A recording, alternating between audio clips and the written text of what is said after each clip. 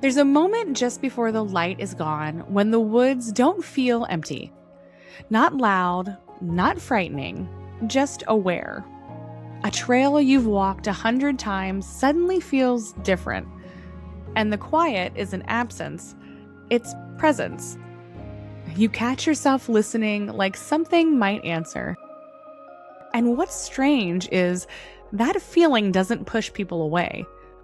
It pulls them in. They come back with flashlights, cameras, recorders. They return to the same places again and again, not because they understand what happened there, but because they don't. Because something in them recognizes that moment as meaningful, even if they can't explain why. There's an old line tucked into the book of Proverbs that speaks directly to this instinct. It says, "It is the glory of God to conceal a matter, and the glory of kings to search it out." Not everything hidden is hidden to keep you out. Some things are hidden on purpose. The verse doesn't describe a world where everything is obvious or where truth is laid out plainly. It describes a world where things are veiled, where meaning is layered, where what is real isn't always immediately seen. And then it says something even more unexpected. That the act of searching, of noticing, of leaning in toward what isn't really fully revealed is part of our design. Not a flaw, not an accident, not a distraction, a calling. Because if God conceals and we are made to search, then the pull toward mystery, the instinct to look twice, to listen a little longer, to return to the place where something didn't quite make sense, that isn't accidental. It's recognition. And maybe that's why moments like that stay with us. Why people go back to the same stretch of woods, the same quiet road, the same place where something shifted just enough to be noticed. Not to prove anything, not even to solve it, but to encounter it again. Because something in us knows there's more here than what we can see. And maybe that's where the story really begins. Welcome back to Sasquatch and Sourdough.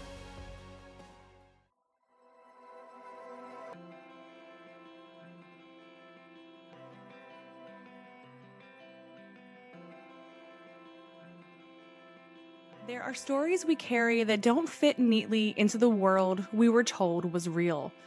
Moments that feel strange, unsettling, or unexplainable, yet somehow meaningful.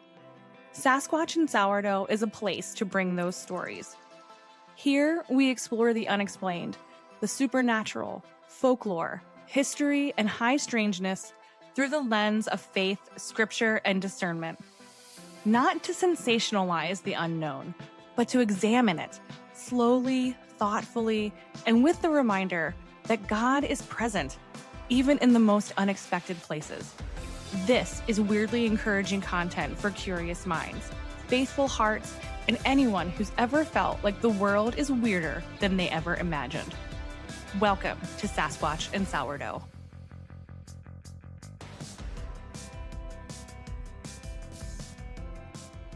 Well, welcome back to Sasquatch and Sourdough. I am your host, Christina, and I am so happy to be back with you guys. I feel like it's been like 17 months. This has just been such a weird season. This like weird couple weeks in between winter and spring. We were sick. I had basketball playoffs with my son. It was just like everything was happening all at once. And my voice was just not ready to record anything. So yeah, it's been a while. It's been a minute, but I'm glad to be back. Shout out to my friend Robert from the Pilgrim's Gray Chronicles. I had to cancel a recording with him. I was supposed to be a guest on his show. If you haven't checked him out and you're a big lover of all things Tolkien and Jesus, please check out Pilgrim's Gray Chronicles. It's a great, great podcast. I think you guys would really enjoy it. So shout out to Robert. Hopefully we'll get a chance to connect at some point. I also wanted to give a shout out to a gal on Instagram who gave me a really good, encouraging message. I'm not going to give you her handle, but you know who you are. You're the only person on Instagram in the past month that has given me a comment and said some really encouraging things. So I thank you so much for that. I wanted to give you some honor on air. Thank you, my friend. And welcome to the folks in Motherwell, Scotland. It's always good to have you guys with us.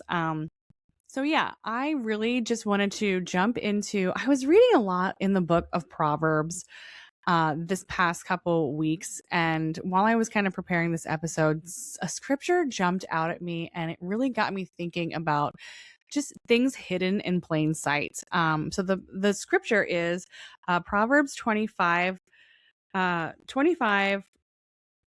2.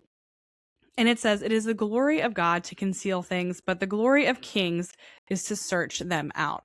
So I'm not going to do a deep dive into the book of Proverbs. It is basically a book of wisdom if you need to get yourself wise, and if you need to, as my mother would say, learn how to act.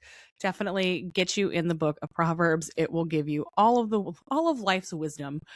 But yeah, so I just it got me thinking, about things that are hidden in plain sight and how God is so good about not so much hiding things, but revealing things in his time. And I just the episode kind of just stirred from there. So let's jump into that in a little bit. But I also wanted to share something that has been, oh my gosh, it doesn't really tie into hidden in plain sight, but it is such a hopeful little story that I saw on Instagram.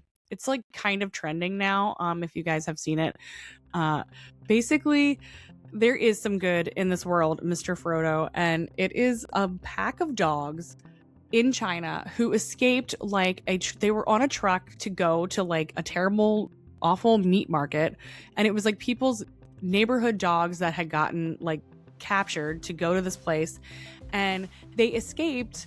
And not only did they escape, but they found their way home. And it was like a pack of like 7 dogs. It's like all over the internet. It's amazing. And it was led by a corgi. And I just thought that was amazing. So yay, Homeward Bound is a real thing. So yes, there is some good in this world, and we're going to celebrate it here on this podcast. So if you guys are new here, I did want to just let you know, I try to let people know on the front end and not on the back end of the podcast. If you're new, welcome. I'm so happy that you found us. This is a weird, encouraging place, and you're going to find all kinds of weird, encouraging content here. Please, best way to get in touch is through Instagram. You can just find us on Instagram, Sasquatch and Sourdough, and you can send me a message or a DM. I get a good amount of, I guess, I do more of my content sharing on Instagram. It's just easier for me. So if I'm not producing an episode, you can get in touch with me and kind of figure out and find out what's going on the show there. You can also go to the website. It's sasquatchandsourdough.com. You can check out the encounter map. You can add in your encounter or a prayer request there. Or you can send me an email directly at sasquatchandsourdough@gmail.com. So that's all the housekeeping stuff. Hooray for those little doggies. They made it back. I just love that. It's a corgi too. Like, it would never be a lab. As my lab lays here. It would be a corgi for sure. So without further ado, I give you Hidden in Plain Sight.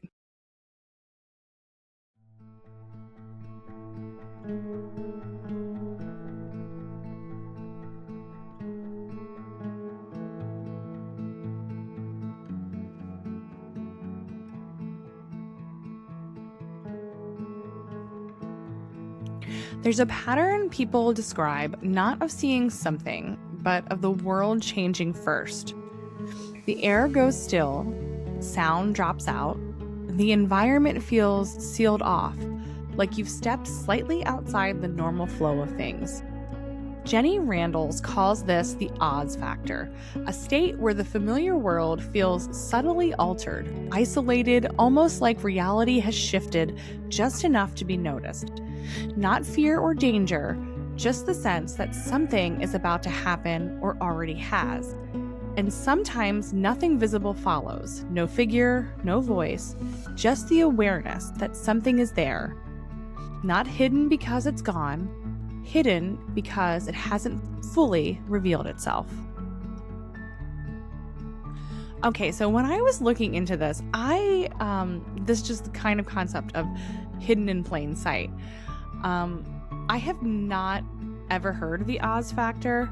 I don't know why. I mean, it's definitely, I think, a phenomenon that I've personally felt before, and I'm sure a lot of listeners have felt. But I never knew it was like kind of called a thing and had a term, but here we are.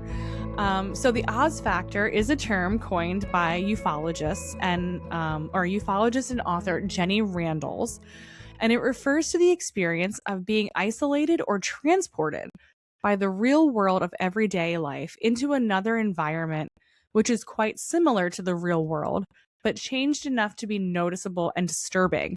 Such reports have been common in both UFO and paranormal accounts, but had also been pushed aside. Their evidential value being somewhat limited until Randles called attention to such experiences as a common element in some types of UFO encounters. So she kind of coined this phrase. And this is actually from encyclopedia.com, and it says folklorist Peter M. Rejoicewitz recounted such an experience in 1980 while working on his PhD dissertation, which happened to be on UFOs. While working in the library, he had a strange encounter with a man who approached the table at which he worked and engaged him in conversation.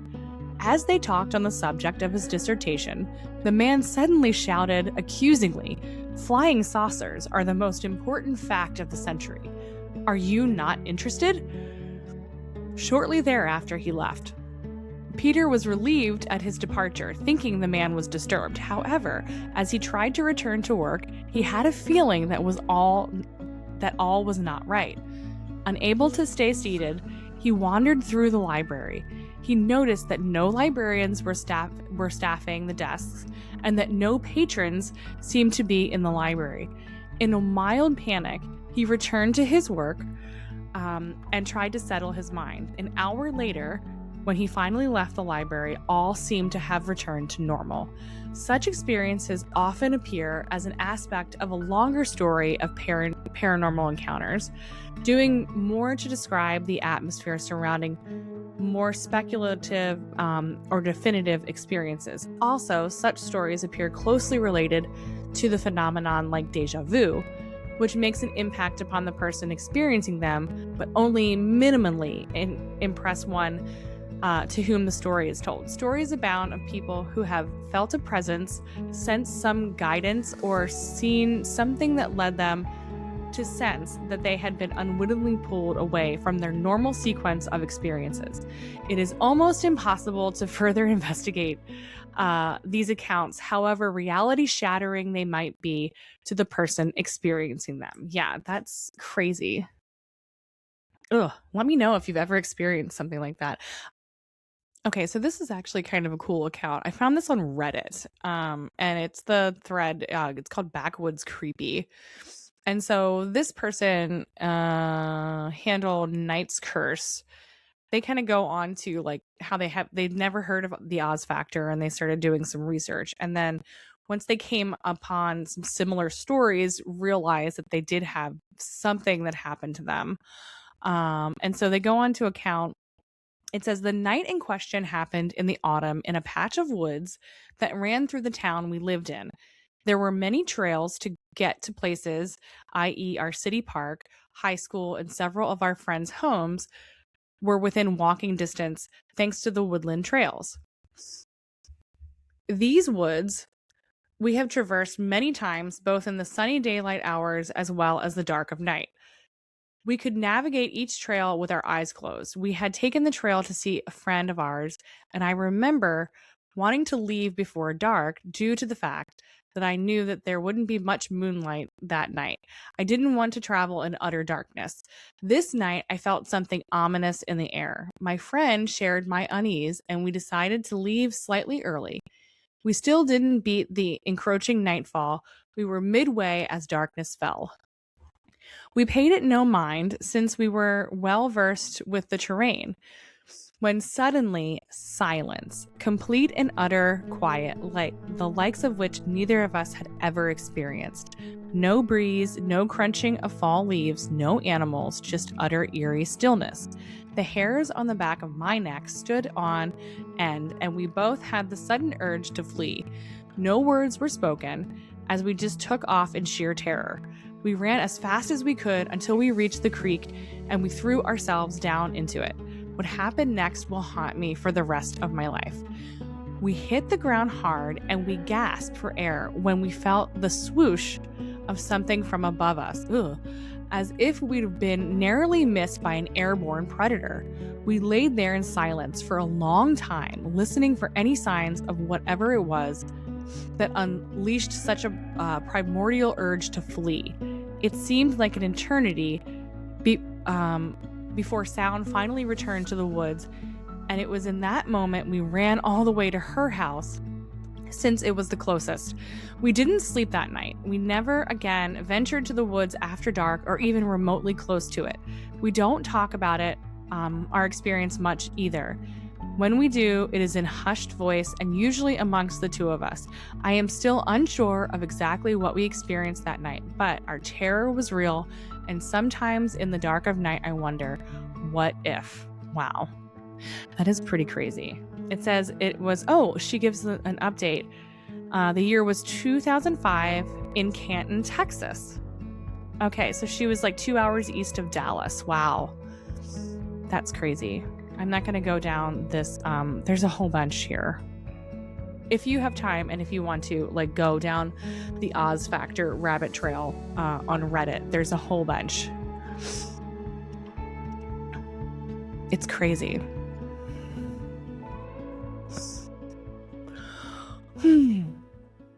Okay, that whole encounter is literally something that I could have experienced in high school and probably did. Such a like goth girl in the night going down trails I probably shouldn't have. With my friend Kim Tina, if you're listening, shout out Kim Tina. I'm breaking my own rule here. I was like, I'm not going to go on this rabbit trail, but I did find another one. And this was 5 years ago on Reddit. And the Redditor is Naughty Buttons. She says, not sure about the Oz Factor, but my late husband, who had spent a lot of time in the woods hunting deer and elk, told me how he felt the only time he was afraid out in the woods. He was sitting beside his small campfire, alone except for our black lab. He was in his late 40s, and he had come to love the peace and stillness of the forest and the feeling of being close to nature. He was a commercial fisherman and had fished the waters of Alaska, Washington State, Oregon, and sometimes Canada. Except for getting caught in storms, he had never felt afraid or threatened. He always was responsible and respectful of the woods, until this one time when the dog became terrified of something just outside of the campfire light. I have already posted the full story a while back, but as to his emotions and deep gut-wrenching fear, his truck was close by, and he had his rifle at hand. But he said he suddenly felt his gun would do him no good, and he felt there was a power in the trees around him, and that something was watching him, and he was afraid he was just going to disappear forever. That's exactly how I felt. That's crazy. His mind was spinning, his thoughts were fast and disconnected. He did not want to see what was getting close to him, and he actually shut his eyes. Our dog began to bark and back up toward the truck, whining. My husband became so terrified he couldn't breathe. He felt like he was going to pass out, but he knew that would be maybe a fatal thing. He had shot at bears and mountain lions before when he felt threatened in the deep forest. He said He also said that darkness became blacker and all of a sudden the night colder. He felt like he had no power and that he was being stalked. He said it passed through his mind that he could never take our daughter hunting in the woods, as he now knew there was a danger that no one knew out there, something no one had ever talked about, but it had his emotions gripped in a cold vice. But his strongest fear was that he did not want to look into the trees, and he felt the shadows had gotten darker and were shifting. The truck was within a few hundred feet, and he got up slowly and backed all the way to it. The dog had already jumped into the back and was waiting for him. He said he felt as if he stayed any longer, he would never leave the woods. He was afraid of being taken by more than one thing, that whatever was there was alive and thinking, and so far just watching. He made it to the truck, and having left the keys in, called the dog to come in through the back cab window and locked everything and got the hell out of there.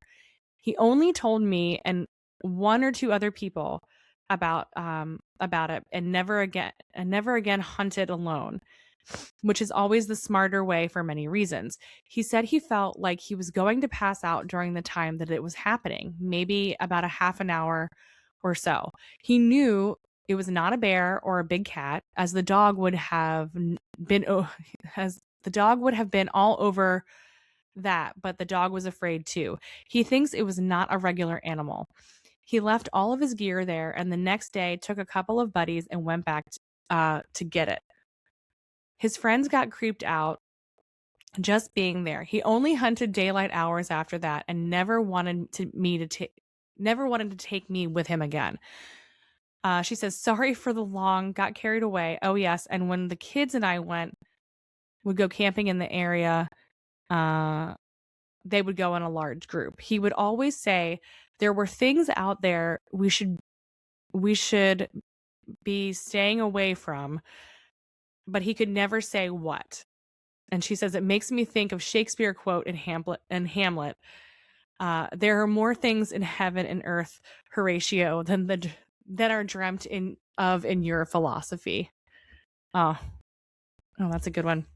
Wow. Yeah, so that's the Oz factor. Oh my gosh. Let me know if you have ever encountered that, because that is creepy and really weird.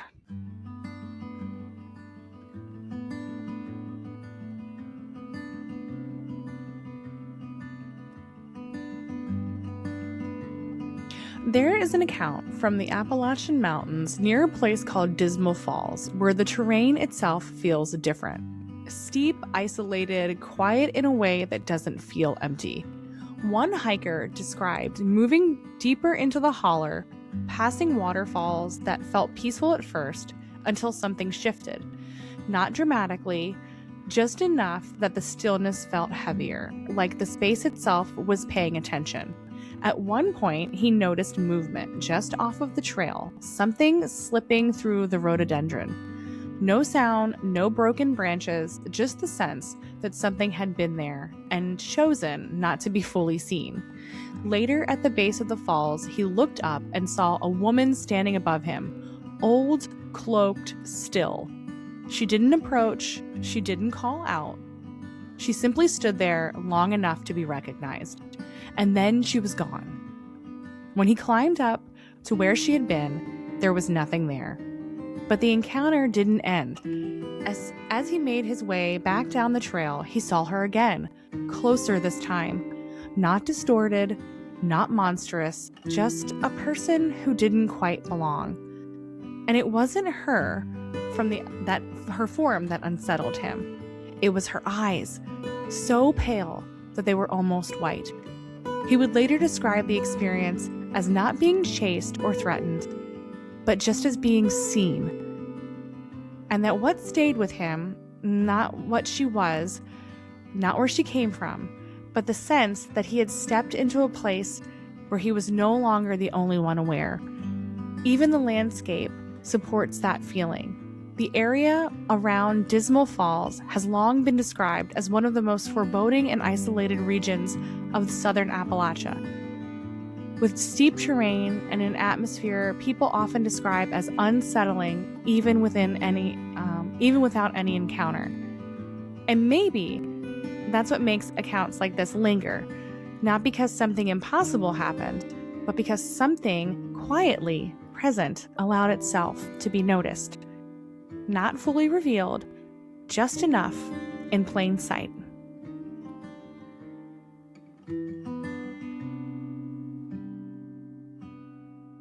Okay, so this was incredible. What an eerie account of the white-eyed witch of Dismal Holler. I actually found this account on Backwoods Creepy again. This has been like such a good thread. It's crazy. Okay, so this goes on to, let me see here. It says it was deleted. In the summer of 2015, I decided to hike a spot called Dismal Falls in Transylvania County, North Carolina, known as the land of waterfalls. The country is just running wild with creeks and tributaries. Very beautiful, but it's always had a mysterious feel. I've always felt a mysterious sense of curiosity while visiting in the area. Dismal Creek was different, though. A man by the name of Jim Bob Tinsley wrote a book called Land of Waterfalls about southwestern North Carolina and described Dismal Creek as the most foreboding place in the southern Appalachians. Keep in mind that I only learned this after my visit, and had I known of Tinsley's apprehension, I likely would never have visited. The hike itself is ridiculously demanding. Grades of over 50% make up the majority of the hike, and that's not an exaggeration. There are 4 waterfalls on the way up to the creek.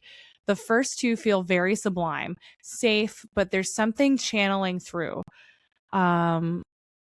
About the time you hit the third falls, called Grotto, the feeling of dread starts to become very prominent. But a sense of beckoning drew me onward, a very difficult feeling to describe. I got to a split in the path, and because the area is so unforgiving, my map was inconclusive. I could hear the falls down the mountainside, but felt I needed to go up and over via the right path. I left a cairn for myself to determine the way back and headed up to the rugged jumble of earth that was the ridgeline. I had just started the intense scramble when I got the sense that I was being watched. I turned to look behind me and thought I saw someone disappear into the rhododendron and mountain laurel surrounding the trail. I only saw the back of what appeared to be a cloak. There was no sound. It didn't make sense. The leaf litter gives away even the smallest insects. I should have heard something. I attributed this to a combo of dehydration and sheer exhaustion. I've seen shadow people in the woods before due to that, so I really didn't put much stock into it. I couldn't shake that feeling of dread, though. I continued the climb, step after grueling step, and after cresting over the ridge, I was in Dismal Holler.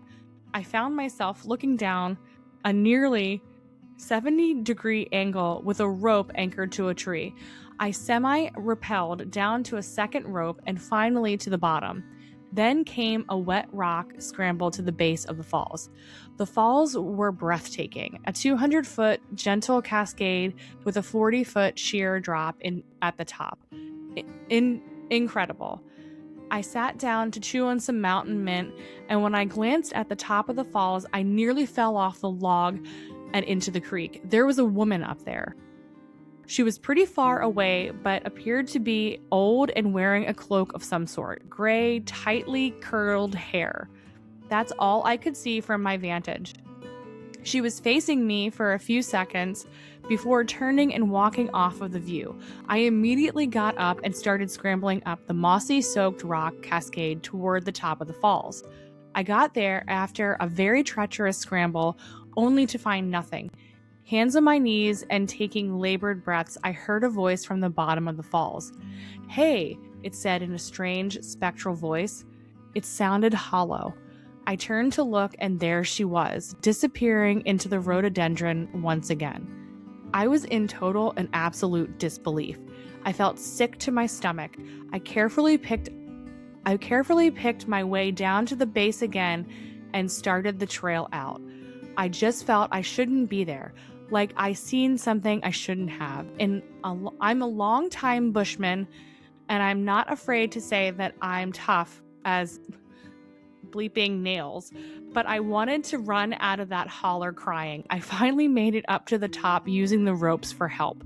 As soon as I crested the ridge, my nose started bleeding. Only a few drops, I kept moving and was essentially running down a mountainside. I got to the bottom and followed the path indicated by the cairn. I kept running and came around a blind curve. I nearly ran into her at full speed. In trying to stop, I took a hard tumble, and when I opened my eyes, she was standing over me. She looked very Scottish. The curly hair and fair skin. She didn't look particularly gruesome or hag-like. She was very old, but it was obvious that in her youth she had been beautiful. Her eyes, though, the eyes were very alive and full of vitality, very youthful, and the irises were so light blue they were almost white. Though her form appeared benign, I had the distinct feeling that she did not mean me well and she didn't want me there. I wanted to crawl away from where I had fallen, but I was backed up against a rock. I edged along until I regained my feet and backed away from her. Her expressionless gaze never left me. I ran until I was well off of that mountain. When I stopped running, I was on a more well-established trail. When I had come into the area, I felt fine, but now I could feel the dread still. All was silent as I hiked out. Not a single animal sound. I was almost out when suddenly a bobcat appeared on the trail ahead of me, seemingly from nowhere. I stopped and looked as it had looked at me. It had her eyes. I knew they were her eyes. I told her I wouldn't be back and told her that her mountain was beautiful. Then I left as she disappeared into the rhododendron thicket. Oh my gosh. Ew. Oh my gosh, guys, that is so haunting. It's like, that's crazy. I don't even know what to say. That is absolutely crazy. And you know what the crazy thing is? I always pray before these episodes, and I'm just like, okay, God, you just go ahead. Holy Spirit, lead this episode however you're going to lead it. And I literally was going to talk about the Brown Mountain Lights. I had no idea about this creepy encounter, and here we are. That is just wild. Ugh. And what a beautiful, what a beautiful place to encounter, and how he had to, this guy really had to work to get there. It's not like he's just walking down the trail and something weird happened. This is wild. Oh my gosh, what an account. Ugh. All right, tell me what you guys think.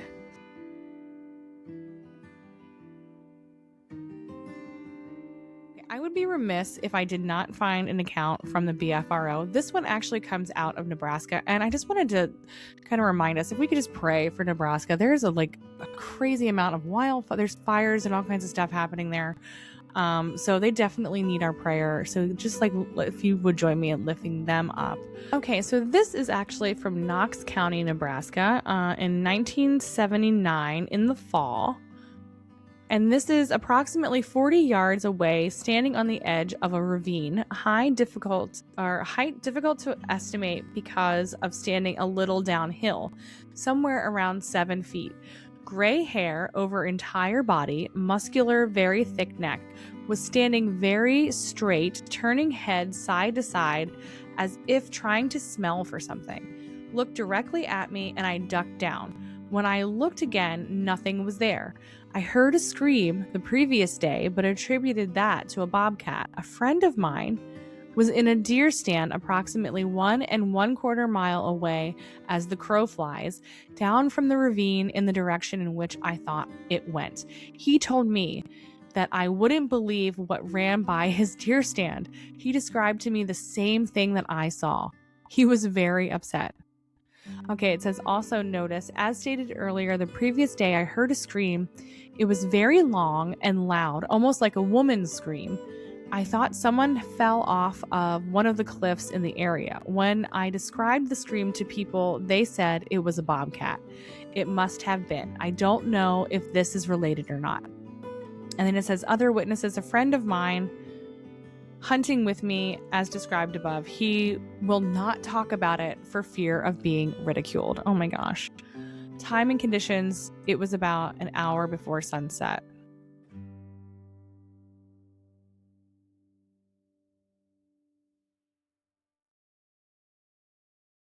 Thank you guys so much for listening. Like I said, if it's your first time here, go ahead and check out the Instagram channel. It's usually where I spend most of my time in between episodes.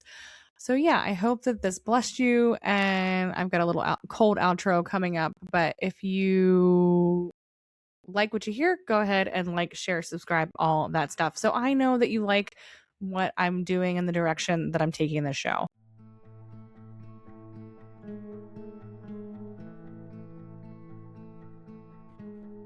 By the time you leave the trail, nothing has really changed. The trees are where they were, the path still leads out, and yet something feels different. Not because you found an answer, but because you realized you weren't wrong to notice. The stillness that came first, the moment the world went quiet, as if something had stepped just beyond the edge of what you could see. The movement in the trees that never fully revealed itself, but stayed just long enough to be known. The figure in the holler, still watching, not approaching, not retreating, just present. Not everything announced itself, and still it mattered. Because maybe the pattern isn't in what appears. Maybe it's in what allows itself to be noticed. The world shifts, the veil thins, something is there, and for a moment, you're aware of it. And then it's gone. But not completely, because something in you recognized it. There's a story easy to miss of a man standing in fear, surrounded by what he could see, and beside him, someone completely at peace. Not because the danger wasn't real, but because it wasn't in the whole picture. And when his eyes were opened, nothing new arrived. The hills were already full, already alive with something unseen. Not hidden because it was far away, hidden because it wasn't yet revealed. And maybe that's closer to how the world actually works. Not empty, but layered. Not silent, just quieter than we expect. Because God does something in the hidden. He doesn't just conceal, He forms, He invites. He hides things in a way that doesn't remove them. He hides them just beyond the surface, so that they can be found, not all at once, but slowly, through attention, through return, through the willingness to notice what doesn't immediately explain itself. Because the search itself is not wasted. It's shaping you. The instinct to look twice, to pause, to go back, that's not distraction. That's design. And maybe that's why these moments stay with us. Not because we've solved them, but because they opened something. A sense that there is more here than we've been told.